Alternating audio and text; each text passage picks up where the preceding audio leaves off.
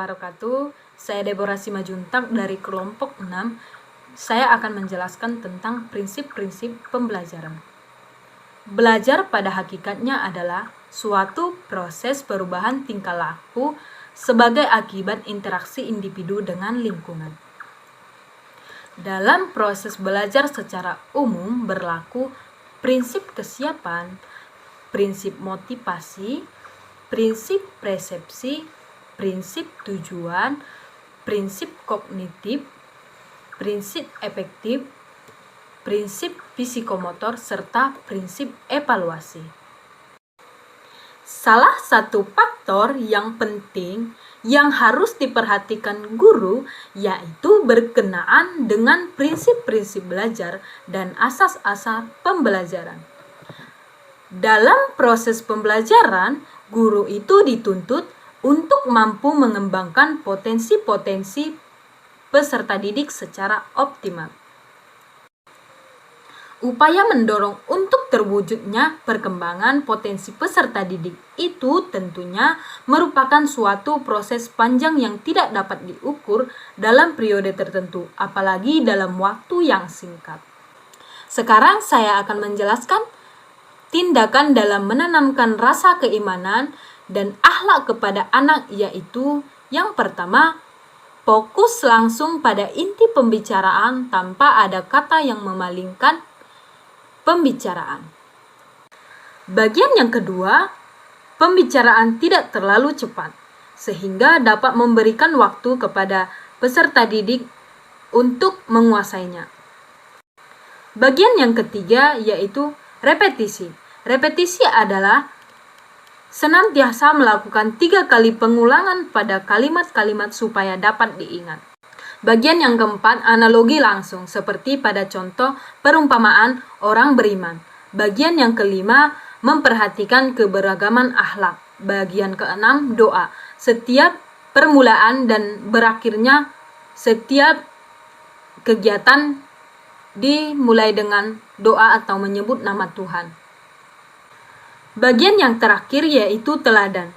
Teladan adalah perbuatan yang dilandasi dengan niat yang tulus karena Tuhan. Sekian materi dari saya, selanjutnya akan dijelaskan oleh Septa. Assalamualaikum warahmatullahi wabarakatuh. Perkenalkan, saya Septa Zara, NIM 2019 143067. Saya dari kelas 4B PGSD. Baiklah teman-teman, di sini saya sebagai pembaca materi kedua, yaitu saya akan menjelaskan prosedur pembelajaran. Proses pembelajaran dapat dikatakan oleh seorang guru atau sedemikian rupa idealnya kegiatan untuk mahasiswa atau peserta didik pandai harus berbeda dengan siswa lainnya yang sedang atau yang kurang. Nah, sebagaimana pula maupun untuk memahami satu jenis konsep yang sama karena siswa mempunyai keunikan masing-masing. Misalnya dapat mempelajari pembelajaran IPS untuk SD. Nah, hal ini dapat menunjukkan bahwa pemahaman tersebut atau terhadap pendekatan metode pembelajaran IPS tersebut dapat kita teknik atau pembelajaran tidak bisa diabaikan. Nah, oleh karena itu, pembelajaran ini adalah sebagai proses untuk peserta didik mempelajari atau memahami apa itu prosedur pembelajaran maupun di sekolah atau menengah tinggi. Nah, baiklah, di sini saya akan melanjutkan yaitu menjelaskan tentang penerapan prinsip-prinsip belajar dalam proses pembelajaran IPS ini. Yang pertama yaitu hal apapun yang dipelajari murid atau mahasiswa, maka ia harus mempelajari sendiri. Tidak ada seorang pun yang dapat melakukan atau kegiatan tersebut. Dan yang kedua, setiap murid atau mahasiswa belajar menurut sedemikian kecepatannya sendiri. Dan untuk setiap keterampilan atau kelompok umur terdapat variasi dalam kecepatan belajar dan pembelajaran IPS SD. Dan yang ketiga, seorang murid atau mahasiswa belajar atau lebih banyak lagi mengelola atau menanam setiap langkah atau segera memberikan penguatannya dalam pembelajaran atau proses pembelajaran prinsip-prinsip IPS. Dan yang keempat ialah pengusaha secara penuh dari setiap langkah-langkah pembelajaran atau proses prinsip-prinsip dari penerapan ini. Kemungkinan murid atau peserta didik belajar secara berarti.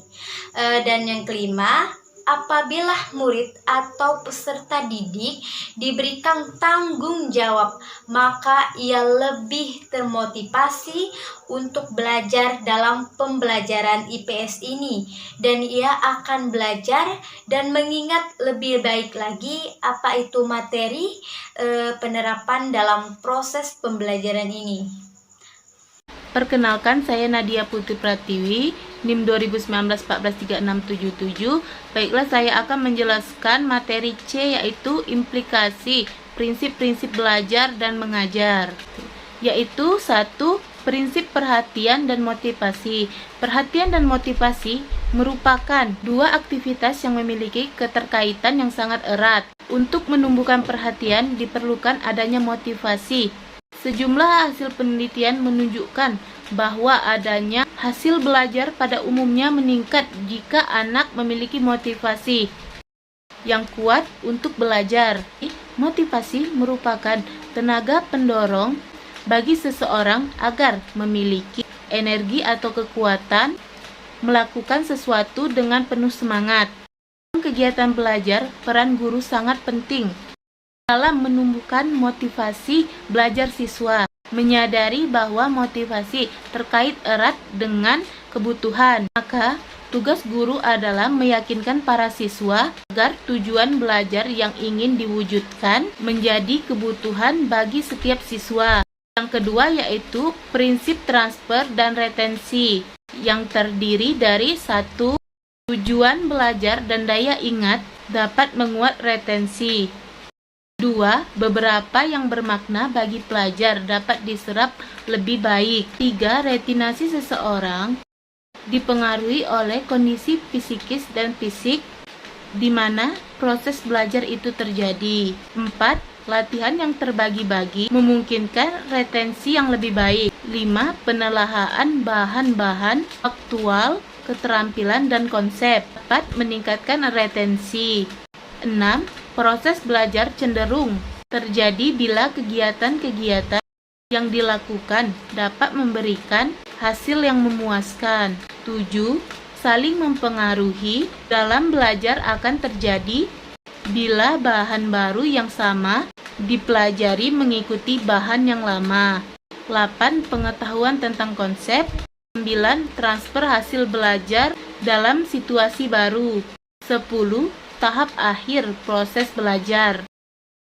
Dan yang ketiga yaitu prinsip keaktifan. Anak dalam belajar merupakan persoalan mendasar yang harus dipahami, disadari, dan dikembangkan oleh setiap guru di dalam proses pembelajaran. Demikian pula berani harus diterapkan oleh siswa dalam setiap bentuk kegiatan belajar.